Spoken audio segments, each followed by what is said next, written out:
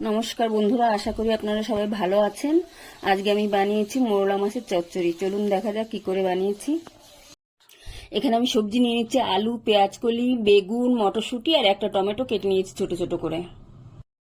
আমি কড়াতে তেল বসিয়ে দিয়েছি আর মোরলা মাছে নুন হলুদ মাখিয়ে নিয়েছি। এখন মাছটাকে আমি ছেড়ে দিচ্ছি। একবারে পুরো মাছটা দেবো না, অর্ধেকটা করে দেবো না। মাছটা এক পিঠ হয়ে গেলে উল্টে দিতে হবে। মাছগুলো আমি কড়া করে ভেজে নেবো, একদম লাল লাল কড়া করে ভেজে নেবো। মাছগুলো আমার ভাজা হয়ে গেছে। এরকম কড়া করে ভাজতে হবে, কেননা এই মাছের কাঁটা তো বাছা যাবে না, এই জন্য কড়া করে ভেজে নিতে হবে। এখন আমি মাছগুলো তুলে নিচ্ছি। এই পরের ব্যাজও আমি এইভাবে ভেজে নেবো। ঠিক আছে, এই তেলেই আমি এখন বেগুনগুলো ভেজে নেবো।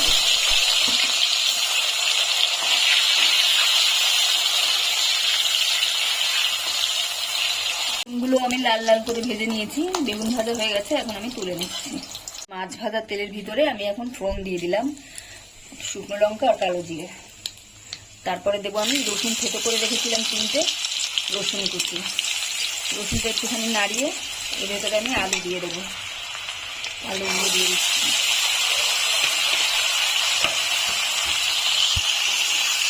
আলুটা একটু নেড়ে নেবো।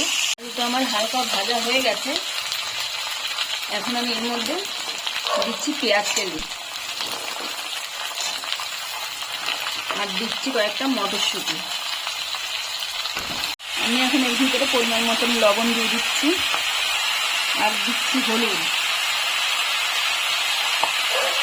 দিয়ে একটু নেড়ে চেড়ে ঢেকে দেবো। 5 মিনিটের জন্য ঢেকে দেবো। আলু পেঁয়াজ কলি আমার এখন নরম নরম হয়ে গেছে একটু। এখন আমি এর মধ্যে টমেটো দিয়ে দিচ্ছি আর দিচ্ছি 1/2 চামচ জিরের গুঁড়ো, 1/2 চামচ ধনের গুঁড়ো, 1/2 চামচ লঙ্কার গুঁড়ো দিয়ে এখন মশলাটা আমি ভালো করে কষিয়ে নেব। মশলাটা নাড়িয়ে চাড়িয়ে আবার কিছুক্ষণের জন্য ঢেকে রাখবো। মশলাটা আমার সবজির সঙ্গে ভালো করে কষানো হয়ে গেছে, টমেটোটাও গলে গেছে। এখন আমি এর ভিতরে জল দিয়ে দেবো। জল খুব বেশি হবে না, মাখা মাখা হবে। এখন আমি এর মধ্যে মাছ ভাজা আর বেগুন ভাজাগুলো দিয়ে দিচ্ছি।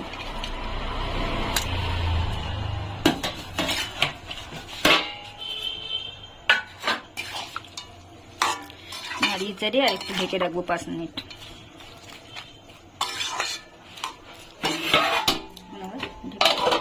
আমার হয়ে গেছে। আমি এখন এর ভিতরে সামান্য একটু আটা জলে গুলে দিয়ে দিলাম। এখন নেড়ে চেড়ে দিচ্ছি। সবশেষে একটু ধনে পাতা দিয়ে নাড়িয়ে চাড়িয়ে নামিয়ে নেব। এখন